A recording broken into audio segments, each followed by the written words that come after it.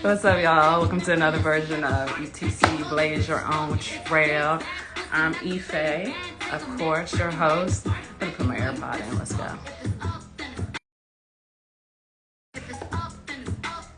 There you go. Okay, so AirPods in. What's up? So tonight we have the pleasure of talking to Frye from Cloneville, which is going to be awesome. Let me go ahead and turn.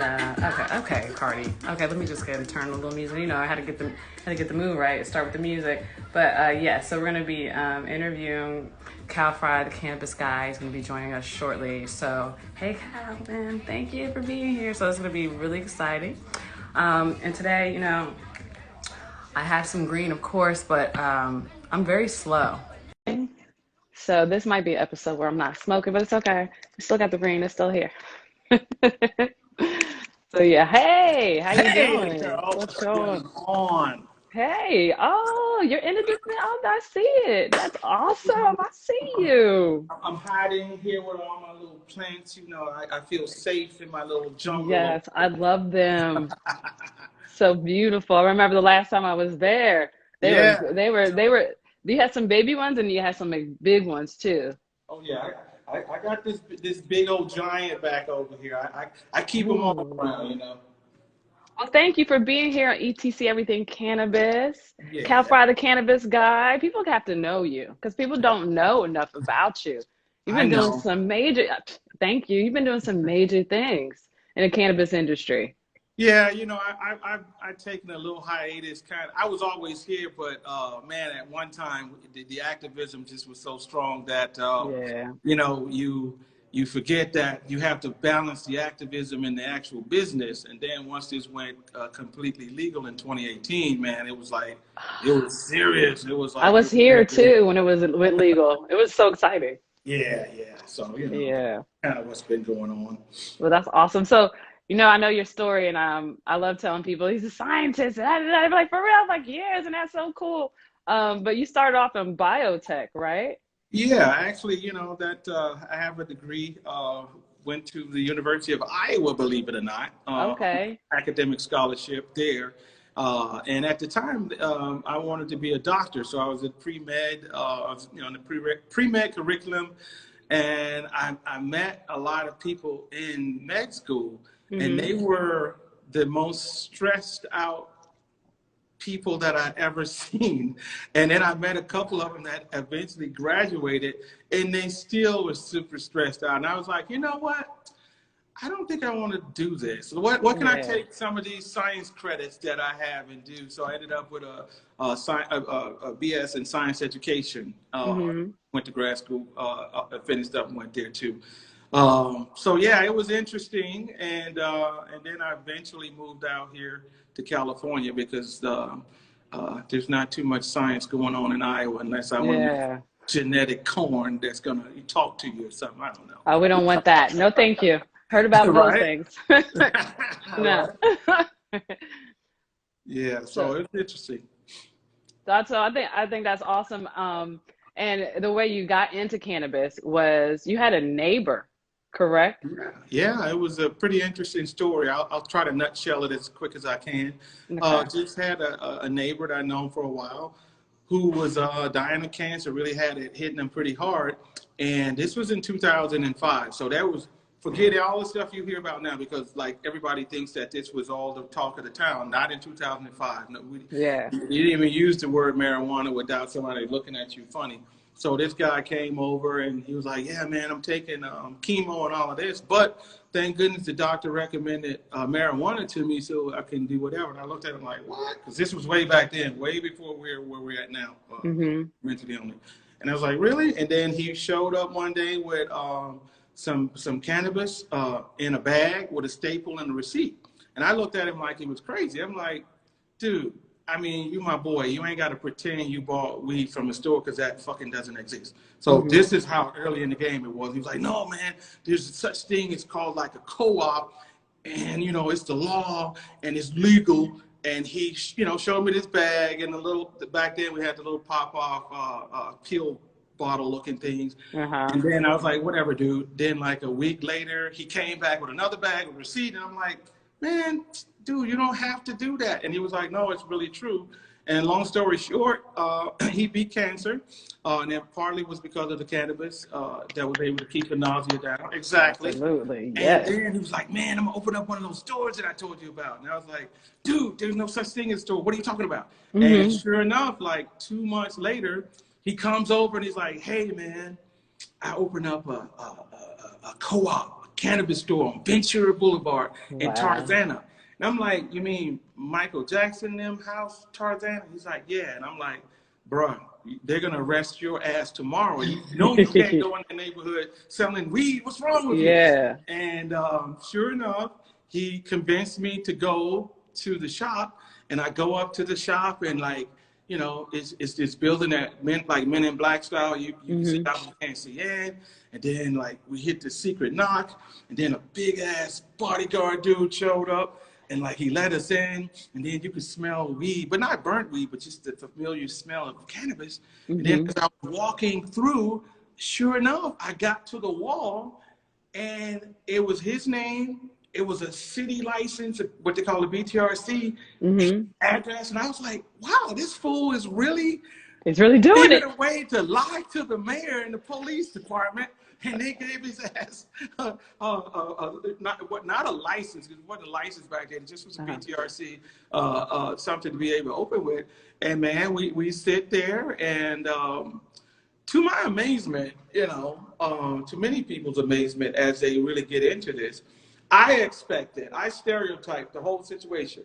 I expected a bunch of skateboarding dudes, a bunch of rappers, and everybody else to show up, and like 75% of the customers that came through that day were like white, Jewish, 45 and older, suit and tie, nice dress, all of that type of stuff.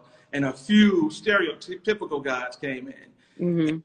I watched him like make thousands of dollars that day from like regular folks. And I was just blown away with it.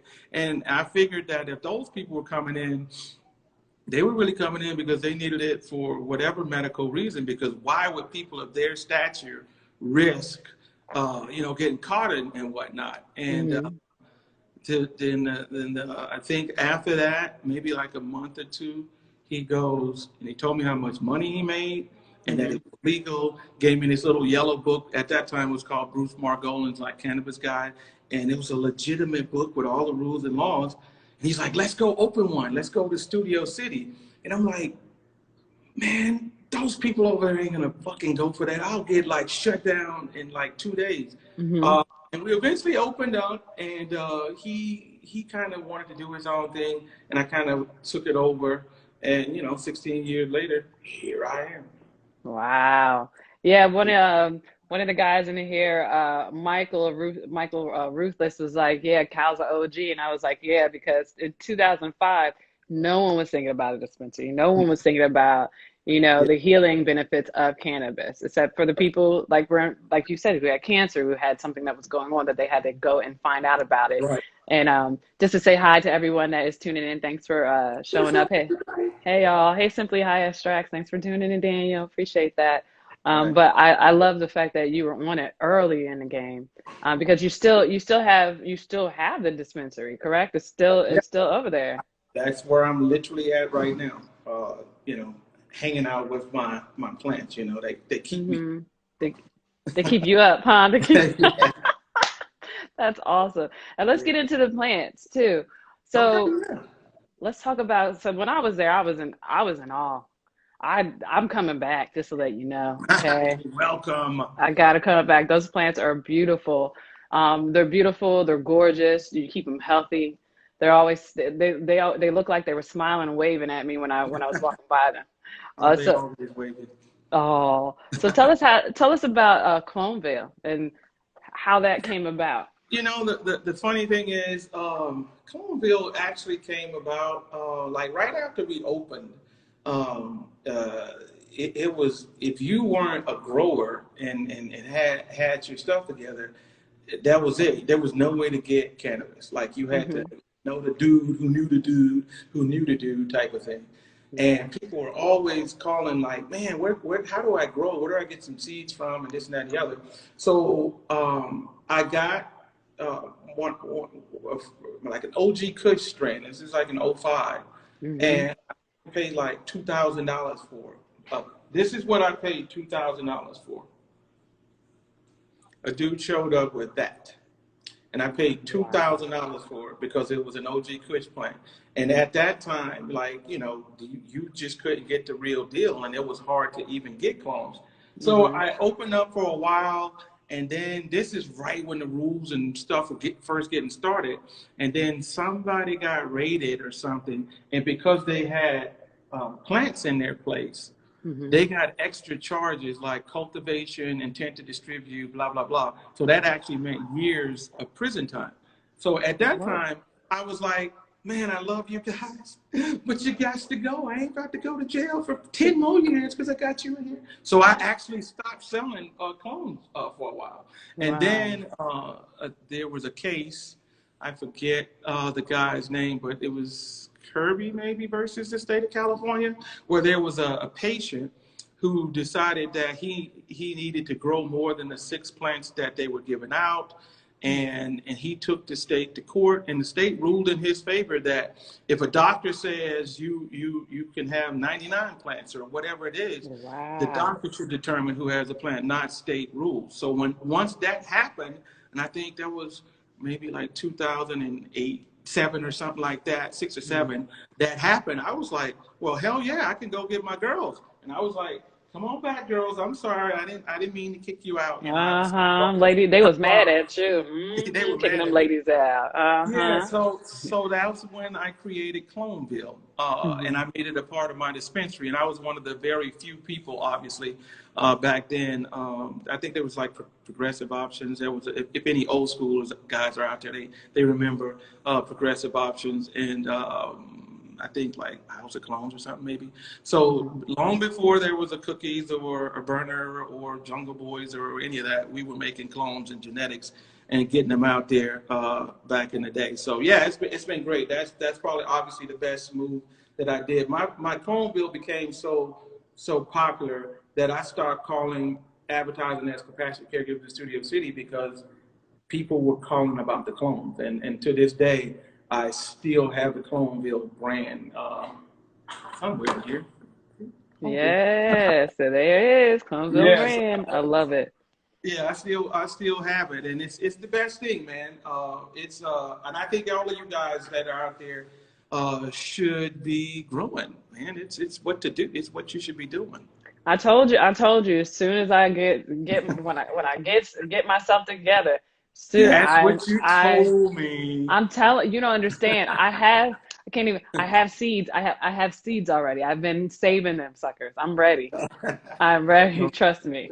No, I told you I'm going to bring you in here because see what happens is that you people who have never done this before. I don't know, you're non-green thumbers. I'm going to have to get you something non-green big. So to make sure that you don't kill it, because I think if I started with something this big, you're gonna get high, and you're gonna forget the water a couple days, and she's gonna dry up on you, and then I'm gonna be mad at you. Okay, and look, and I don't want to be. I came from a background that has a green thumb, so if I lose a plant, they're looking at me funny.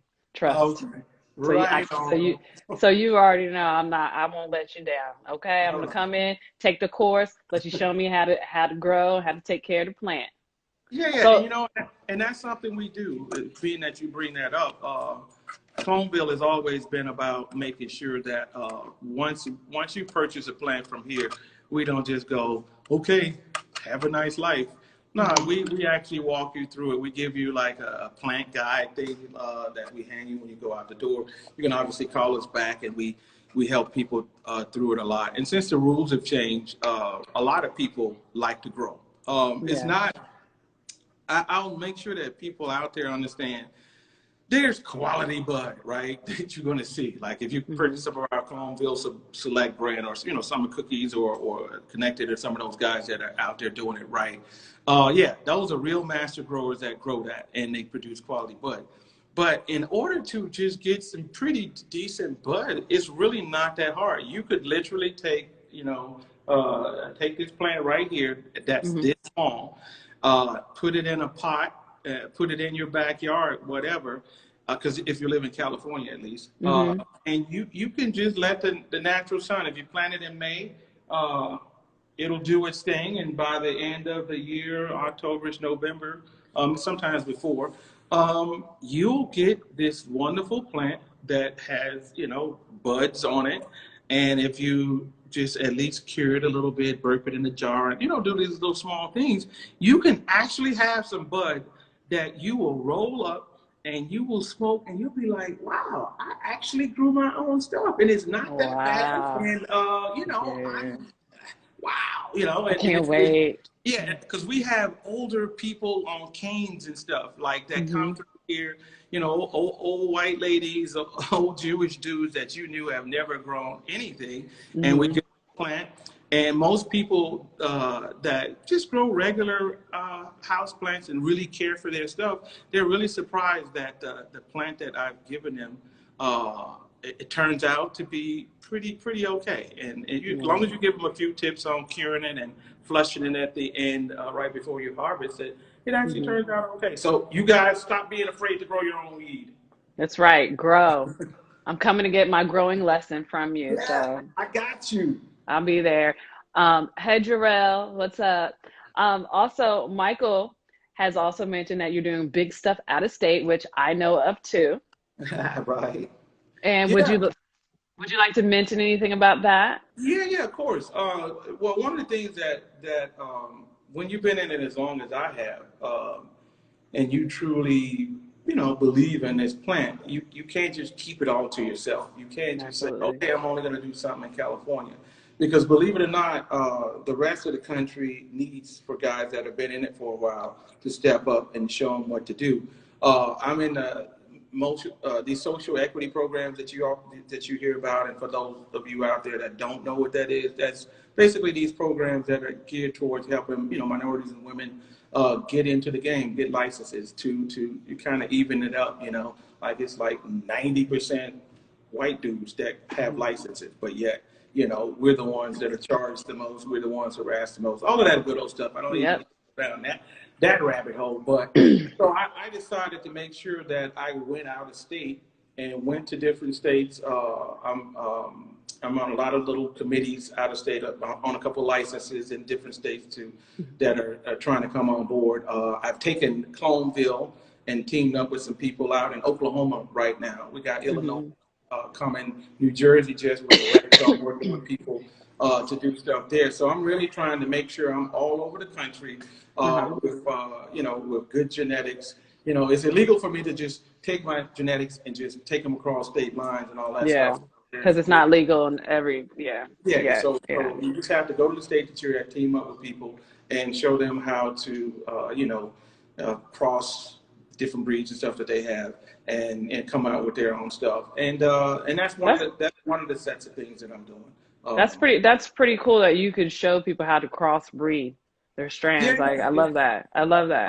Yeah, again, it's not that hard, but you want to make sure you do it correctly. Do it correctly, because if I had one male plant in this room here, let me show you. Like I have tons of plants like everywhere around here.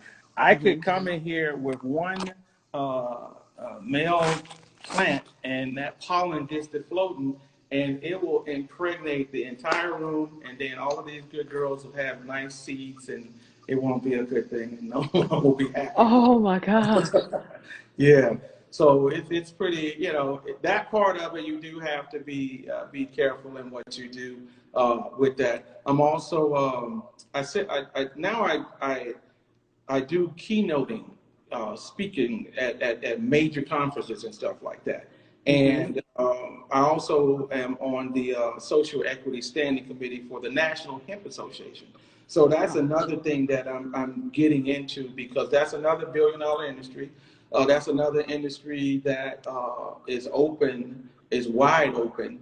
And one of the few things that a lot of different minorities across the country, especially in the South, have is a little bit of land. That was one thing that we got out of the big deal. We all had a little bit of land. So if you have a little bit of land and you get onto the hemp side of things and you can team up the correct people, you could take a couple of acres of hemp and grow that hemp and get it processed and actually sell that as well. So wow. we're putting together a curriculum right now that is geared towards showing people how to take advantage of that market. That's awesome. You got a lot of great things going on. Oh yeah, you got to keep it busy. It's once everything turned for profit and kind of got legalized, things being decriminalized.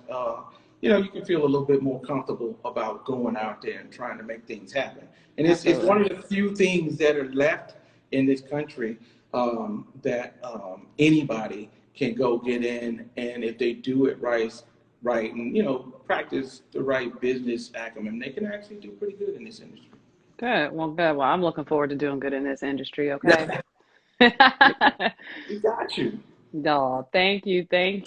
And one of the cool things is that you don't even partake in cannabis in terms of no, most people consuming it. Yeah, I mean, my biggest thing was honestly, as a scientist and being in school and being from the South, there was so much taboo on weed, being from Mississippi, that you were the smartest guy in school. You were smart because you didn't smoke weed. And then your brothers who did smoke weed, well, that's why they didn't do so well. So you had that stereotype going, right? Then by the time I got to college and to the medical, wanted to get into the pre-med and stuff and all that. So I'm like, well, didn't do it then, so it's no sense in starting now. So I just never did. And by the time I graduated and became a scientist, you were drug tested all the time. So so they're just like, it's no point anyway. Yeah. So as I turned into a hardcore activist, it was, all of the stereotypes obviously went away. And all of that was wrong. Everything I ever was taught about cannabis was wrong. And I'm like an obvious advocate for it right now. So I do use, but this is something I want to share too. Okay.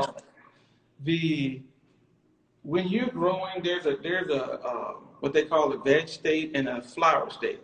And in its vegetative state, when it's real big like this, and it's all green and it gets really big, before you set it into flowering, you can actually take and cut a couple of these leaves off and just put it in your juicer along with kale and spinach and all of these other things. And they call that raw cannabis juicing. And you can either do it by itself and add the juice to something or put it all in there. I kind of put it all in there. And that is probably the most effective way and the best way to consume cannabis is getting it into your system that way. Because the THCA and CBDA and the different acidic versions before decarboxylation, when you're heating it up. Can we try that? Can we try the juicing one day? Can I come by? Can I come by and try some juice? Okay, I got to do that. Everyone should do it. And if you Google raw cannabis juicing and you saw that big list of things that these ailments and all of these things that it knocks out, you would be totally blown away. So I'm not the traditional, hanging out with Snoop and saying, Pastor J, I'm not the traditional guy, but I do use it. I microdose. That's another thing that I'd like to tell people to do too, is microdosing, meaning using small doses of cannabis, like 2.5 to 3.5 milligrams per whatever. I usually do like the little Tic Tac things, the peppermint. And it's just enough to feel nothing really, but have it flowing through your system and removing anxiety without you even really knowing it. So a lot of people that I know, they microdose. They have it a little bit in their system at all times. So the anti-inflammatory and arthritis and pain and all these different things that people have, it goes away. And they don't even know it. That's why most people who fall into the trap of, you're a loser because you smoke and you need to stop smoking weed and blah, blah, blah. As soon as they fall for that trap and they stop smoking and are using it, then all of this pain comes back. When you get older, you know, you're going to feel it. So all the pain, the inflammation, all of these things that little did they know were medicinal benefits that they were getting, even though they may have been smoking it or using it recreationally. It doesn't mean anything. Like Dennis Ferrone said to me a long time ago, all use is medical. So even when you think you're getting high and chilling at the party, there are actual benefits that are happening for you anyway. Absolutely. And you're thinking you're just getting high. Yeah, exactly. You think you're doing it, but your body is actually benefiting from it big time. You know? Absolutely. So tell folks also where they can come and purchase their own clone plant, and how they can as well. Yeah. We're still here in Studio City where we've been for all of these years. It's Frye, correct? Frye. Yeah, you see what I called it? Yeah. It's called, like some guys I teamed up with. There's some I Lifted stores right here on Moore Park in Tahunga. It's called I Lifted. We're at 11422 Moore Park Street in Studio City. Yeah, come on by. We still have the clone department. The Cloneville department is still here. My awesome partners, they run all of the dispensary and the delivery and all of that type of stuff. So, you know, I lift it, everyone. I lift it. I think here's my where is the damn camera? My silly character that I created. It's called I Lift It. Absolutely. and that's where we're at right here, still in Studio City. Yeah. Okay. So I Lift It in Studio City. Make sure if you guys need a clone plant when to start growing, they have all your plants for you to start off with, and it actually will help you and give you a guide to you won't leave out there not knowing what you're doing. So make sure you go get your plant. Also, let's talk about real quick the great things that you're doing with athletes as well. Yeah. One of the things that I like I said, this was about medicine for me. I look at it in that way all the time. And a lot of people get hung up on just the cannabis side of things. But the CBD side of things are just as valuable. And there's different cannabinoids out there. That's some people don't understand that. Those full spectrum cannabis drinks and tinctures and that whole full spectrum, whether it's from the hemp side, CBD side, or grabbing it from the cannabis above the 0.3% THC side, it's still really good for you. So you'll see a lot of athletes right now that are still they're still out there playing their sport, but because the Farm Bill allows CBD to be, looked at as legal now, you actually have athletes that are still playing in the game, like Gronkowski and I think Bubba Watson over there on the golf side, and a couple other people that actually have cannabis brands on the market, and they're still able to do it. That's and I believe I was on Clubhouse the other day, and one of the guys was saying that I think he was a Major League Baseball player, saying that it's totally okay for those guys to do it. So since that has happened, I've teamed up with a couple guys. One of the guys who was an actual, he's the president of the Southern California NFL Alumni Association. So oh wow, that's awesome. So got a lot of NFL players, a couple NBA players, even got a couple boxers and stuff that we're talking to now that are getting into the game, and they want to. They're teamed up with me. We have a brand that I'm coming out with called the Everyday Athlete brand. Yeah. So it basically means, how everybody wants to lift weights and run and do that and think that but they're really not. So we got a brand that's coming out that's geared towards all the different genres of sports. And so we're putting a bunch of athletes under that brand, and they're promoting it. So we're gonna be launching that pretty soon. And behind me, this was just a nice little spot in the place where there's some light because I got my plants. But you see the Hip Hop Legacy brand right there. Yep. I basically created that because I have a lot of friends that are on the hip hop side of things. And a lot of these guys want to get into the business of cannabis. So I'm working with a couple guys. I actually have a meeting tomorrow with an artist from the East Coast. I can't say any Nice. names right now, but Okay, not yet. Okay. really big guys have been right here where I'm at, posing in front of this thing, and kind of can't wait to get in the game. So, I'm more about branding right now. This is a for-profit industry now, and I'm not going to be one of those activists who paved the way and protested and went to jail and did all of this for the movement just to let corporate America come back behind you and literally And take yep, millions of dollars off of what we did. So I'm exactly. not that guy. I'm Okay, making good. sure that I get my brands and I do the things that I got to do, get that And give going, back. and I continue to teach and preach what is You're what giving is back good. too. It's like you're giving back. Not only are you preaching, teaching, you're actually giving back as well. Yeah, So yeah. that's huge. Yeah. Yeah, that's one of the biggest things that I try to do. The message of medicinal cannabis has gotten lost as soon as the billions started to show up, and now it's greed.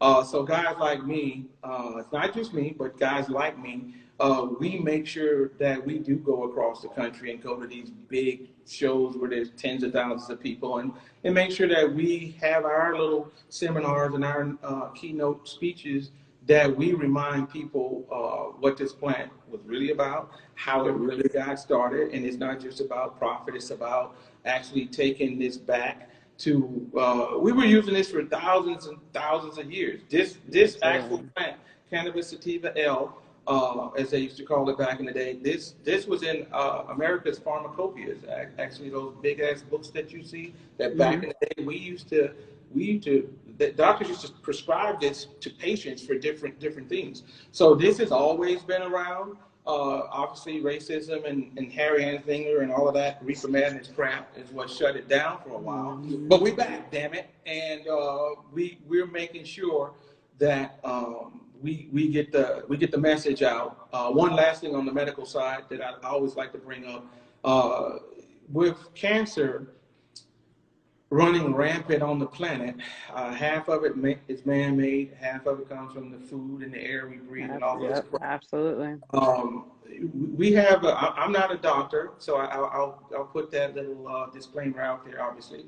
But when there's something called anecdotal research and evidence, and being in the game for 16 years behind the counter, not just reading a book or coming in and buying weed, behind the counter, having people come to me. Unfortunately, people come to you when they're in stage 4 cancer, not 2 or 3 for some reason. Yeah.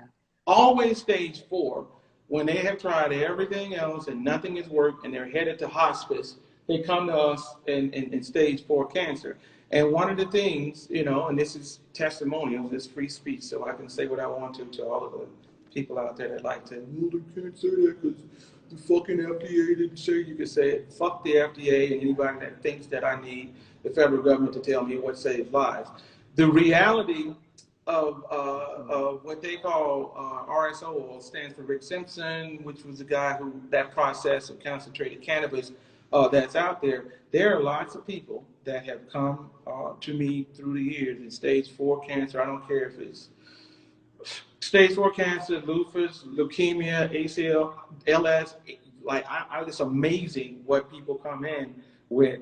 And, they get on that RSO regimen, and the number of hugs that I've given somebody 3 months later or 4 months later, that was like dead. That is back healthy, seeing their grandkids, living their life, young people, old people, you name it. There's something about cannabis. It's always been something about cannabis. That's why I keep the medical side of things going. That's one of the legacies that when this is all over, sure, I can be called, one of the oldest black dispensary owners.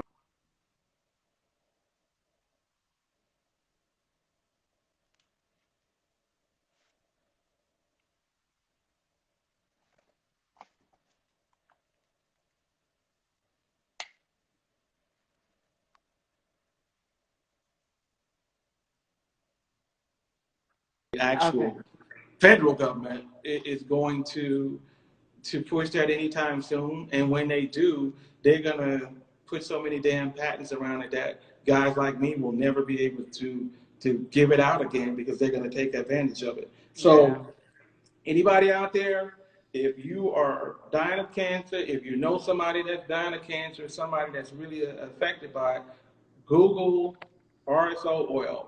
Just look at all the anecdotal research and evidence and testimonials and make your decision about that, because I've treated so many celebrities, I can't even say their names, obviously. And I'm talking black, white, green, it doesn't matter, because I'm in Hollywood. Yeah. So all of these guys that you see that are battling cancer, and it's it's not. I'm not like the black Hollywood doctor who only helps out black people. And I wish people would stop thinking that that's what it's all about. It doesn't matter who comes in here. I've helped them out over the years, and this stuff works. When people like Chadwick Boseman, when he passed away, and what he's passed away on, or many of the people that you guys will see, and it's like, oh, they passed away, and then you find out that they passed away because they had this cancer or that cancer. There's so many people that have walked through my doors that had the exact same thing at those exact stages that took RSO as a part of their regimen that's alive right now. I'm talking from brain tumors to regular cancer to whatever. So I like my thing is I want to make sure that I get the word out.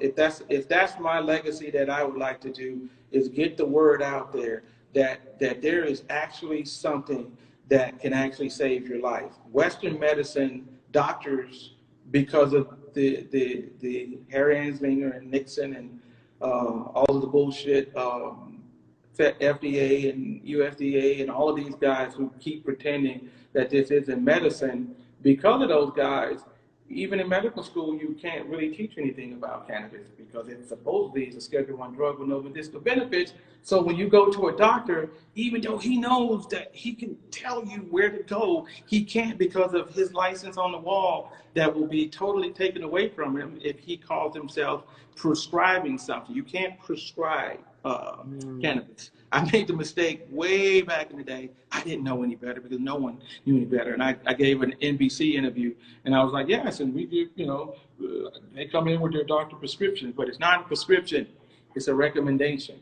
One thing that you can't take a doctor's license away is if he just simply recommends something. Now, he can't prescribe cannabis to you, but he can recommend it to you. So that's kind of what we've used, that little loophole since the beginning of the dispensary times, to be able to, when you come into my place, I can give you a recommendation based off of, what the doctor has said, wink, wink, and it saved lives. So, we just got to keep that going. I just wanted to make sure I said that so people that are, out there understand that, you don't have to go out the bad way, that cannabis actually saves lives. Absolutely, and this is what we're here for, and that's what I do. What I do for my platform is for that. My mom actually, cannabis has helped her through all her stages of cancer as well too, and because of cannabis, I think that's why she's still here. So Guaranteed. I know I have stopped taking a lot of stuff because I use cannabis now. It's just like, if I feel like a little ache, I'm gonna use some, I'll go to get some CBD or, a little top cool, rub it on, and it does, and it works. So I appreciate it. This is real. And just because something is so-called illegal, that doesn't necessarily, mean that it is. I mean, slavery was legal at one point. There's a lot of things were legal that doesn't make it right. So, the whole cannabis thing, it's always, like I said, it's always been around here. We just got to get back to it. We got to uneducate, how do you say, re-educate people to what's really going on. And that's why I tell people, don't be afraid to get you a little clone and put this in your backyard or whatever. And you do not have to be a master grower to do this. Anybody could take this beautiful little plant and put it in their backyard and just water it just like you would do normally anything. They call it weed because it's hard to kill. Okay, a lot of people think you got to go put Roundup on I weeds, love right? that. Yes. People don't think about that little background and understanding that they call this weed Weed. because it's Because it was hard to hard to kill. kill. I love it. Yes, weed. Go weed. Right, you know. So no need for Roundup on this little girl. Hey. She just put her in a pot, give her a little water, and put her in the sun, and she will make you happy all by herself. She will literally sit there and go through the cycles, and you'll get the little hairs, the little white hairs that pop up. Oh.